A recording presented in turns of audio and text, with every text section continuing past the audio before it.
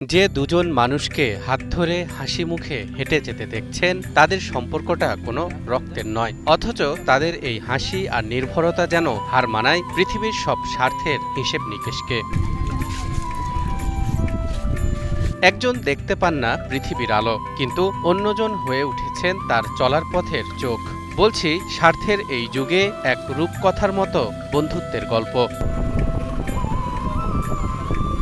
বন্ধুত্বের এই গল্পের শুরুটা বেশ আগের। একটা সময় এই দৃষ্টি প্রতিবন্ধী মুখলেসের দিনগুলো কাটত চরম অনিশ্চয়তায়। পেটের তাগিদে প্রতিদিন দীর্ঘ 2 কিলোমিটার পথ পায়ে হেঁটে আসতেন স্থানীয় একটি কাঠের মিলে। সেখান থেকে কাঠ কুড়িয়ে নিয়ে মাকে দিতেন মুখলেস, আর মা সেই কাঠ বাজারে বিক্রি করে যা আয় করতেন তা দিয়েই কোনো মতে চলত তাদের সংসার।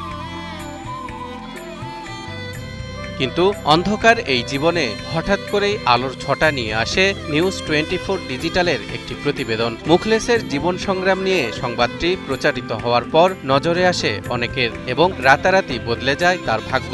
দেশ বিদেশের বহু সহৃদয় মানুষের পাশাপাশি একটি প্রতিষ্ঠান তার আজীবনের ভরণ পোষণের সম্পূর্ণ দায়িত্ব তুলে নেয়।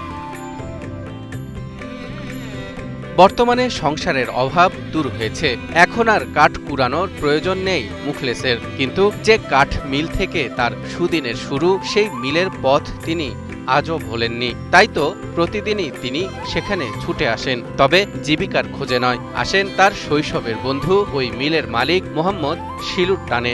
বন্ধু, সে আমার সমবয়সী, আমার বন্ধুর রকম, সে তাকে ভালোবাসি। সে ভালোবাসার টানে সে আমার মিলে প্রতিদিন সকালবেলা আসে, সন্ধ্যাবেলা যায়। বইয়ের পাতা বা সিনেমার পর্দা নয়, অভাবনীয় এই বন্ধুত্বের গল্পটি বাস্তবেই রচিত হয়েছে চাঁপাইনবাবগঞ্জের ভোলাহাট উপজেলার তেলিপাড়া গ্রামে। সমাজে যখন প্রতিবন্ধী মানুষদের অনেকেই এড়িয়ে চলেন, তখন শিলু আর মুখলেসের এই অবিচ্ছেদ্য বন্ধন অবাক করেছে পুরো গ্রামবাসীকে।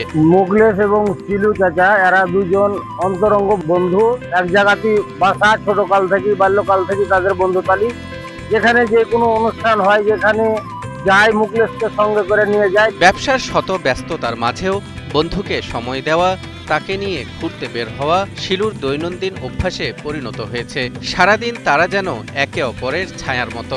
কোনো জায়গায় যদি দাওয়াত খেতে যায়, বিয়ে বাড়িতে আমাদের অনুষ্ঠান হয়, সেখানে আমাকে দাওয়াত দিলে আমি তাকে মোটরসাইকেলে করে নিয়ে যেয়ে খাওয়ায় দাওয়ায় আবার মিলে চলে আসি। আমরা ঈদের দিনও, আমরা নামাজের পর, ঈদের দিন নামাজ পর ও আর আমি থাকি, কেউ থাকুক আর না থাকুক, আমরা দুজন মিলে থাকবো। নদীর ঘাটে যাই, কোনো কোনো সময় ঘুরতে যাই, বাদাম খাই, সবকিছু ঘুরে টুরে আসি।